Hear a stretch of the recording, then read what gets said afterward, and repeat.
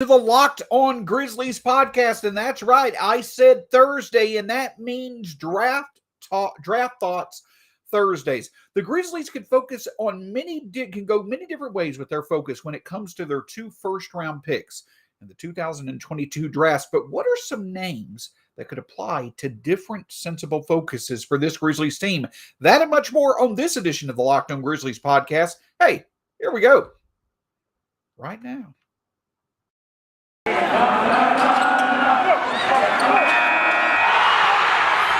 are Locked On Grizzlies, your daily Memphis Grizzlies podcast, part of the Locked On Podcast Network, your team every day.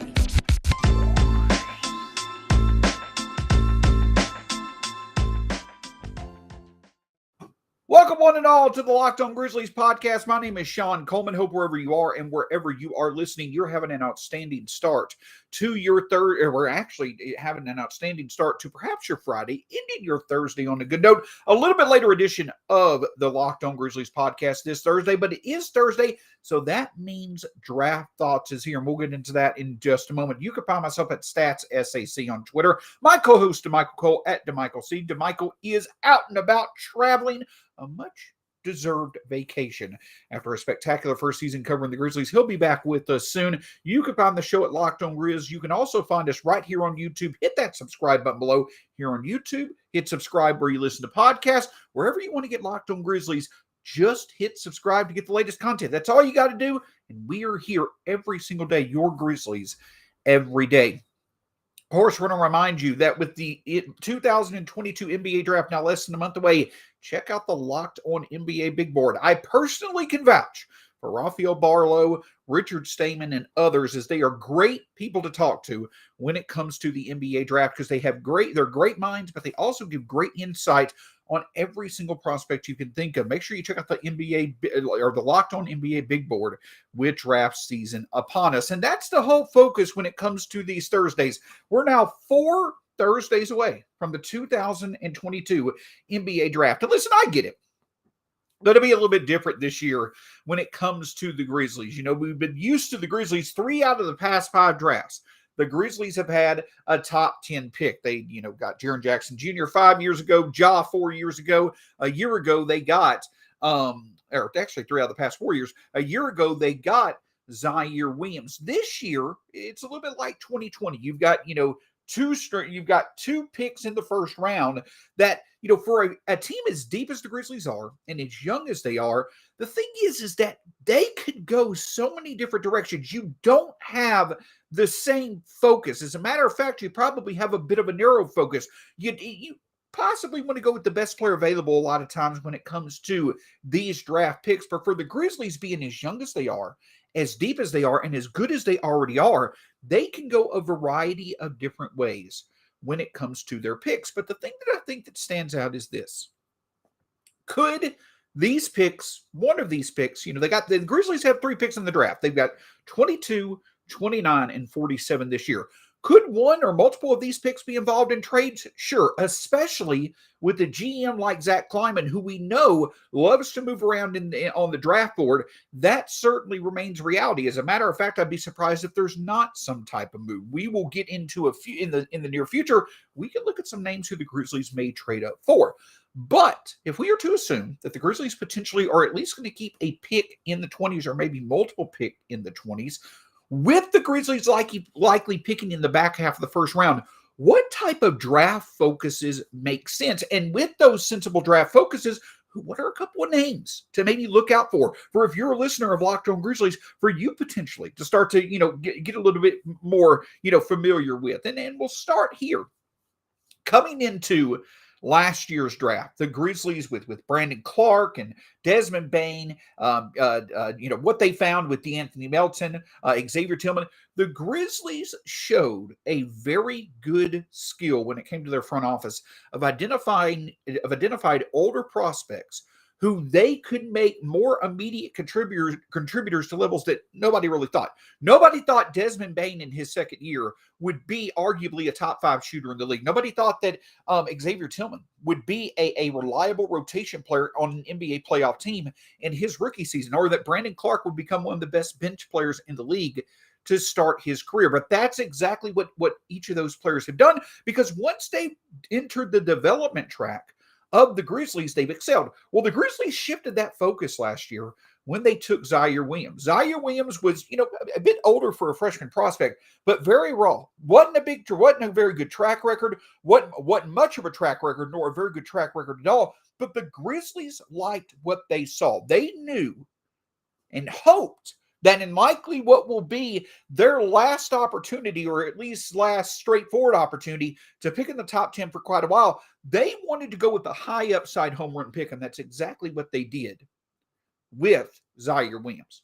So the Grizzlies going into this draft, they know that this summer they may have some back-end roster spots to fill. You know you've got Jarrett Culver, Kyle Anderson, and Tyus Jones, who are going to be free agents. What if you potentially do some type of consolidation trade to maybe lower your overall roster spots as well? Well, if the Grizzlies do go that route and they fill their roster spots, in whatever way, shape, or form, perhaps the Grizzlies might want to go with another type of high upside lottery ticket type pick that they feel, if that talent were to come into the Grizzlies development track, which has been proven to be one of the best over the past 3 or so years in the NBA, if the Grizzlies wanted to go that route again with the pick in the 20s in this draft, go with the high lottery talent, one area to focus on would be a lottery ticket, high upside type swing in the form of a prospect that has high shooting upside. And two prospects that come to mind are Jaden Hardy and Patrick Baldwin Jr. Now, let's go ahead and let's look at the pros and cons, because they're pretty obvious.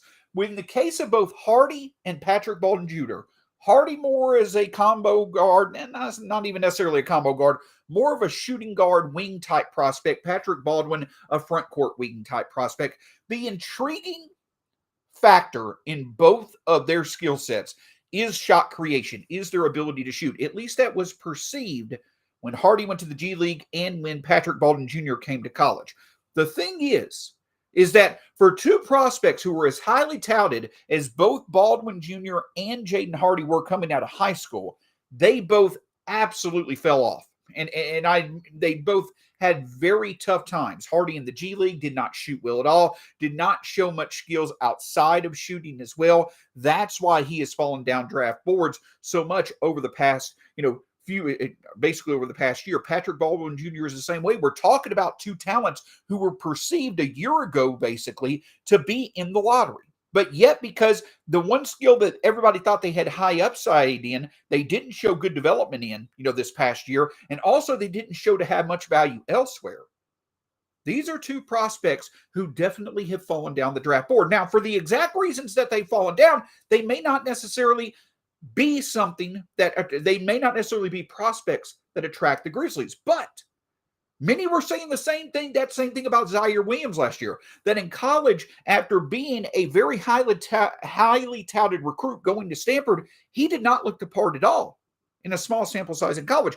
But the Grizzlies still took him because they believed in his overall skill set. They also believed in his work ethic and in his intelligence, and it's paid off. A year later, Zaire Williams certainly seems to be a valuable get for the Grizzlies in a very loaded 2021 draft. So if the Grizzlies were to interact with a Jaden Hardy or with a Patrick Baldwin Jr., if they were to see an individual that they like, and they have in Baldwin Jr. and Hardy a skill set that's shooting upside and high-level potential shooting upside, something the Grizzlies certainly need for their future, that's a move that the Grizzlies could make.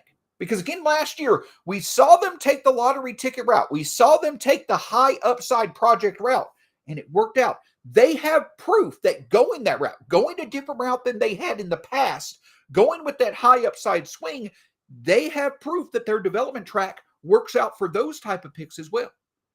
And with the knowledge that the Grizzlies need to continue to improve their shooting, perhaps the Grizzlies, with as deep as they are, they feel they can take another chance. And they can bring a Hardy or bring a Baldwin Jr. into the fold, into the Grizzlies development track. And despite all the negatives, once those types of talents get into this development track, perhaps the Grizzlies can help them develop into the type of player many expected for them to be. Do I think that it's likely the Grizzlies go the route for either one of those players?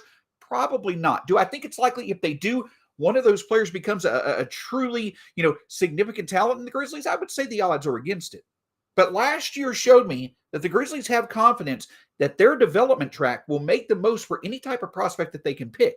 And with the fact that we know the Grizzlies certainly could use as much shooting as possible, and we also know that they are comfortable taking the high upside swings, Jaden Hardy or Patrick Baldwin Jr.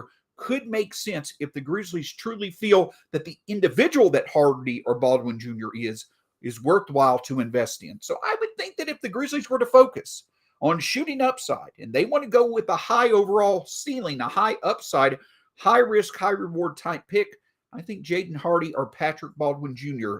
could make sense in the draft.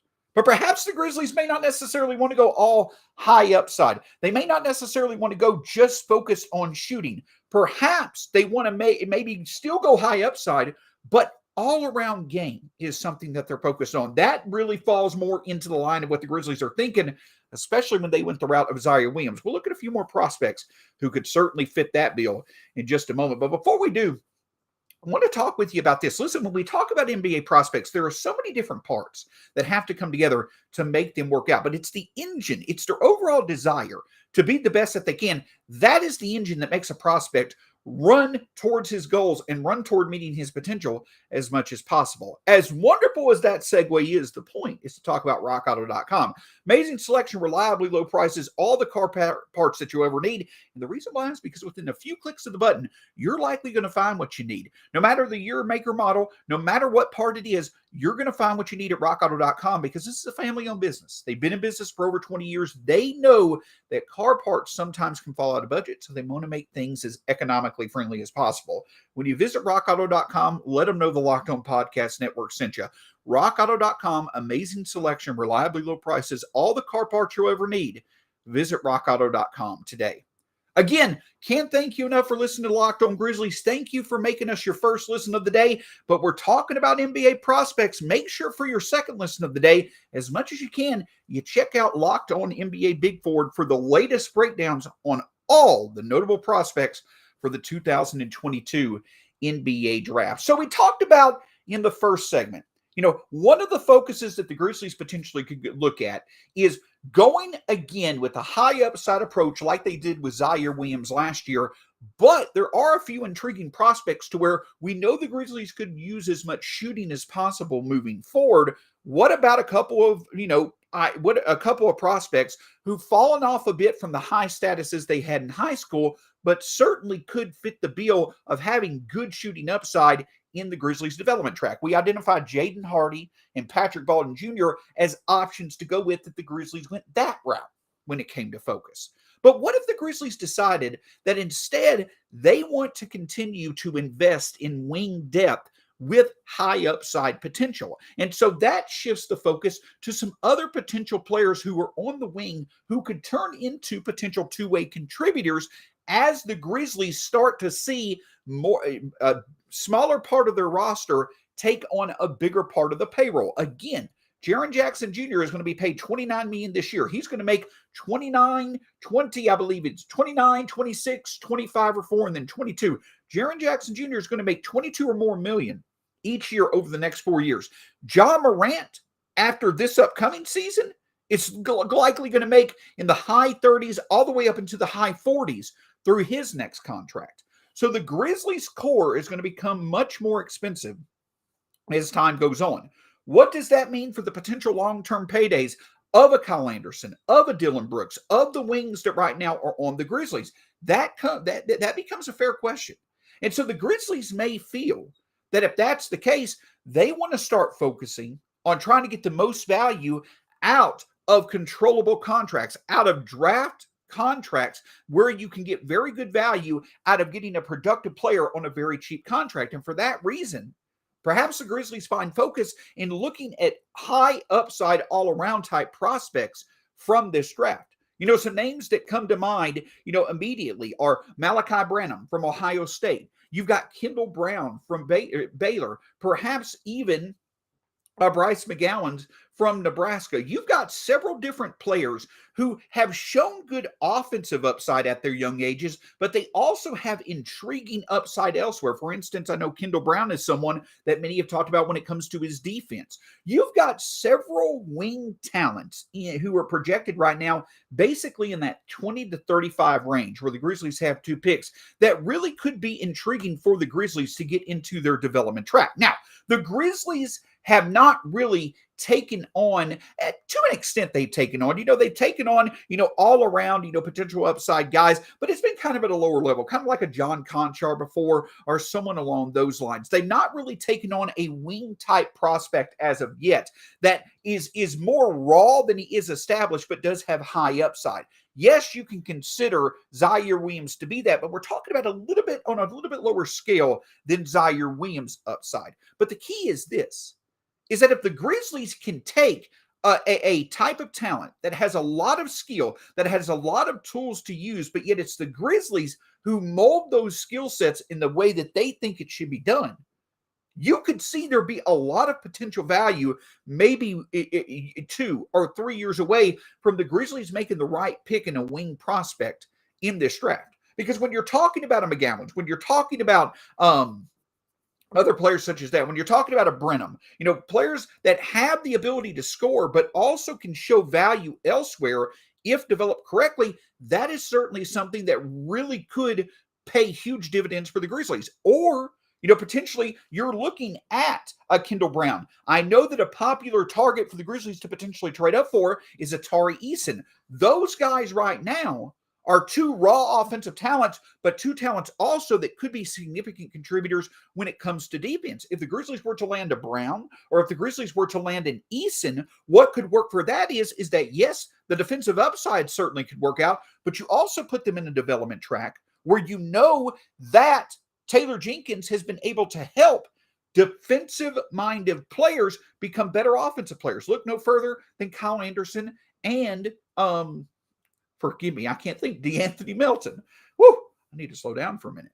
My point is, though, is that you've got different types of upside, even though you have high upside options with several of these talents, like a McGowens, like a Branham, like a Brown, like an Eason if you were to trade up. All those players are young, but have potential high upsides. But they're in different versions of high upsides. But the key is this, is that the Grizzlies have shown the ability to be able to take on talents to not only help them reach the ceiling, become significant contributors where it was expected for them to become significant contributors, like Kyle Anderson's defensive ability, like DeAnthony Melton's defensive ability, but they've also been able to help those type of talents become better elsewhere. Even a player like Tyus Jones, who when he came to Memphis, he was known for how good his decision-making was, but not really many had expected the shooting upside that he's shown. So I do think that the Grizzlies probably would be more attracted to the idea of taking on a high upside wing talent that has the potential to be a significant contributor in multiple areas than potentially a high upside target that really is only, viewed as really being right now having high upside as a shooter. We all know the Grizzlies are looking at the all-around game when it comes to picking a prospect. They want players who not only will work hard to make the most of their strengths, but they want players who also will work hard to be more than those strengths. Look at Desmond Bane. He's no longer just a shooter. He's a 3-level scorer who also plays pretty darn good defense when he needs to. That's the type of player that the Grizzlies want. This time, though, it's on a younger but potentially higher upside scale. Trevor Keels from Duke is another player. So you've got several different names. And again, as time goes on, we'll do some prospect profiles to break these names down. But I do think that one of the more sensible approaches for the Grizzlies as they have these 2 picks in the 20s is with whatever pick they have.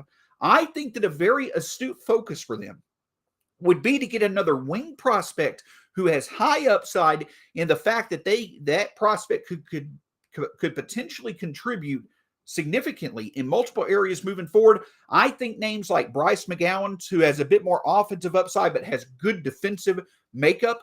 A player like a Kendall Brown who has good defensive upside, but could certainly become someone that in the open court could be dangerous when it comes to his overall offensive game. Those type of players, yes, they have high ceilings. Yes, they're in different versions, but at the end of the day, in the right development track, these talents that I mentioned could be significant contributors on both ends of the court. It makes sense to me for that to be a good focus for the Grizzlies in this draft. So Kendall Brown, Malachi Brenham, Tari Eason is definitely someone that could be a trade-up target for the Grizzlies. But Bryce Mcgowens, Trevor Keels, those are a couple of different names. And if the Grizzlies want to stick with their high upside focus, but focusing on players who really could contribute in multiple areas, those are some names that could make sense for Memphis.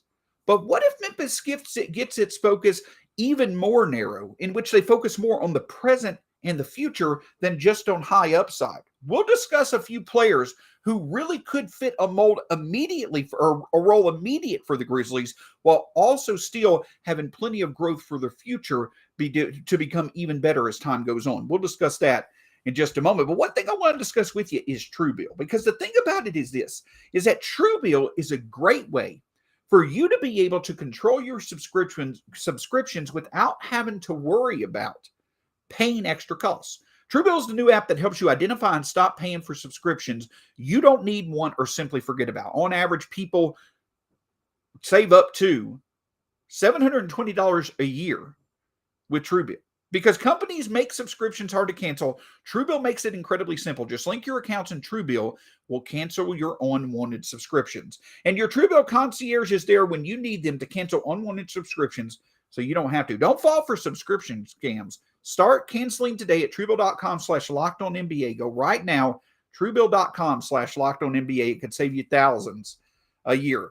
On tomorrow's edition of the Locked On Grizzlies podcast, again, you're getting a double whammy tonight into tomorrow with Draft Thoughts Thursdays. But on tomorrow's edition of the Locked On Grizzlies podcast, we're going to talk about one of the players who I think could be one of the bigger narratives because of in many different ways his summer can go when it comes to determining his future value for the Grizzlies, and that's Brandon Clarke. We'll talk about his season in review and what it means for his future on tomorrow's edition of the Locked On Grizzlies podcast. So we've talked about Jaden Hardy and Patrick Baldwin Jr. as being a potential focus for the Grizzlies, in which we know this team needs as much shooting as possible in the future. Perhaps the Grizzlies want to bank on the overall pedigree of Hardy or Baldwin Jr. as shot creators and go with them in the 20s. Take a high-risk, high-reward opportunity on those type of players. Second segment, I talked about some wing talents that have high upside, but have it in multiple areas potentially, like a Bryce Mcgowens, like a Kendall Brown. If the Grizzlies wanted to trade up for a Tari Eason, those type of players, Trevor Keels, those type of players that the Grizzlies could go after that could potentially offer high upside, but in multiple areas. Well, this time around, I think that upside still matters. But another thing that I think stands out is that the Grizzlies may want to play it smart and go after a talent that can fill a role now, has good upside to where they could become significantly better as time goes on, but also could be an immediate contributor. And this especially comes into play when you start to consider the different routes that the Grizzlies could go. Because remember when me and DeMichael talked about the draft last time? The draft, I think, is going to be the first true indication that Grizzlies fans and those that cover the Grizzlies get to what could potentially happen moving forward. Because there are some big free agent decisions out there. We know Tyus Jones, that's going to be a very debatable decision. How much will his market determine the likelihood of him coming back to the Grizzlies? Do the Grizzlies want to free up more playing time for a Zaire Williams or a Santi Aldama by letting Kyle Anderson walk in free agency? Could the Grizzlies do a sign and trade with one of those two players? Could the Grizzlies take on players who are already under contract, an expiring contract like a Dylan Brooks or a Steven Adams, or a young player like a Brandon Clarke or a DeAnthony Melton? Could there be a consolidation trade? We'll talk about all that as time goes on, but my point is that there is a variety of different avenues the Grizzlies could take that would open up roster spots that the Grizzlies will then need to fill with talents that can give immediate type contributions. And so if the Grizzlies wanted to combine good upside with players that can fit roster spots while also making an immediate impact. Say, for instance, the Grizzlies, they're outpriced when it comes to the Tyus Jones market. They don't want to match a high offer that's out there. Well, then a name that I think certainly makes sense for the Grizzlies to be on their board becomes Kennedy Chandler of Tennessee. Now, he's a bit younger than you would expect an immediate impact type talent to be, but even though he's undersized, and it's fair to point that out, I do think that one thing that Kennedy Chandler has done very well in his development is he is a fundamentally sound point guard. Despite his age, Kennedy Chandler is probably a point guard that could make an immediate impact. He could do a good job running the Grizzlies' second unit as their point guard. And then you get him under 4 years. You know the positive relationship that's there with Ja Morant. You've got a very good talent that could provide a lot of value on a cheap contract for 4 years. And so you're not immediately replacing Tyus Jones, but instead of Tyus Jones at 13 to 15 million potentially, you've got Kennedy Chandler at what? 2, 3, 4 million per year over the next 4 years. You could potentially see as time goes on, Chandler being the more valuable player. So that's the type of pick that the Grizzlies could do. You're fitting an immediate need because you just didn't have the ability to re-sign Tyus Jones. You're getting a player who you know has good relationships with players already on your roster, but you're also getting good upside that's cheap. You're checking a lot of different boxes, and that's the type of moves the Grizzlies need to make with these picks as they continue to pick, hopefully, later in the first round. But what about older wing prospects to potentially, bring into the roster if Kyle Anderson, for instance, were to walk, and you need a more of an immediate contributor who is young and can offer upside over their contract? Maybe a Wendell Moore with his good shooting from Duke. Perhaps a Marjon Beauchamp who has a decent all-around game, from the G League. Or, potentially an E.J. Liddell, who's probably more of a actual, front court, low post player, more of a big than a wing, but has, decent upside when it comes to shooting the three. You've got a variety of different players there, but they're older prospects who likely can contribute quicker than some of the other names I've mentioned earlier in this podcast, but they also have their own upside themselves. And again, I find it hard to believe there's an NBA team out there with a better track record in recent memory of helping older prospects become better NBA players more immediately than people may have thought. So you can go, if you went the point guard route, Kennedy Chandler makes some sense. If you want the wing front court type talents or, wing back court type talents that could, potentially take the place of, fill those minutes that could be, left open by Kyle Anderson walking. You've got a Marjon Beauchamp, you've got an E.J. Liddell, Wendell Moore. You've got a variety of different things. If you were to trade to Steven Adams, does Walker Kessler or Christian Koloko become an option? Perhaps if a Jalen Duren or a Mark Williams were to fall, do they become an option? The whole point is that the Grizzlies, you never really want to draft specifically because of need.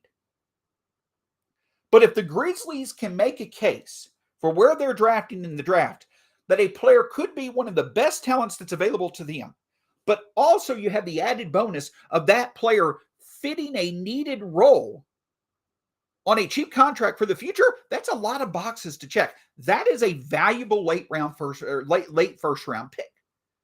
You saw it just a few years ago in 2020. Desmond Bane was backcourt depth that the Grizzlies sorely needed.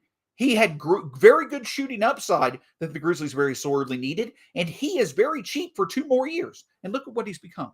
One of the best shooters in the league and the perfect complement to Ja Morant. I'm not saying that any of these players that I'm mentioning is going to be to the level of player in their second year that Desmond Bane was. That's rare.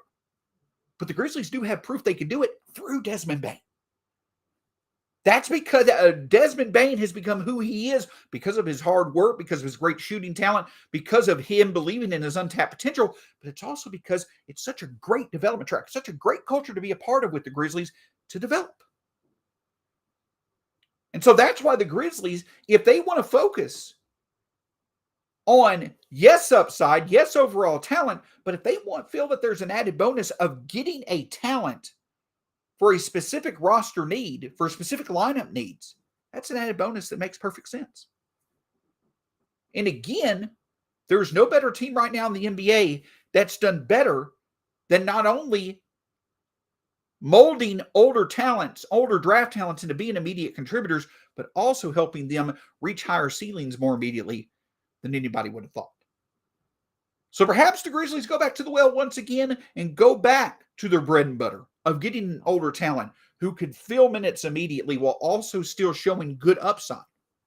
That's perfectly fine.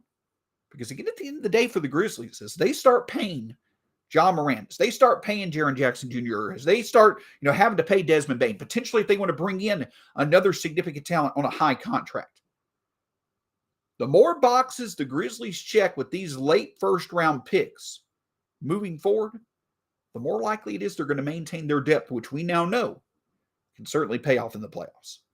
So a lot of different directions the Grizzlies could go. High upside with the shooting focus, high upside with an overall focus, perhaps going with more of an immediate contributor focus for a player that can fill a roster need while also have plenty of upside. You've got some names now that can make sense for the Grizzlies. And so in time, we're going to continue to make sense of looking more deeply into these names and seeing which ones truly stand out that could be worthwhile for the Grizzlies to pursue. I'll tell you what'll be worthwhile. Check it out, Locked On Grizzlies, tomorrow as we break down the season of Brandon Clarke. Not only looking at his season in review, but talking about some different talking points about how he truly is one of the more intriguing Grizzlies narratives to watch because of the different avenues the Grizzlies can take in determining his future value for him and for the team moving forward. That and much more on tomorrow's edition of the Locked On Grizzlies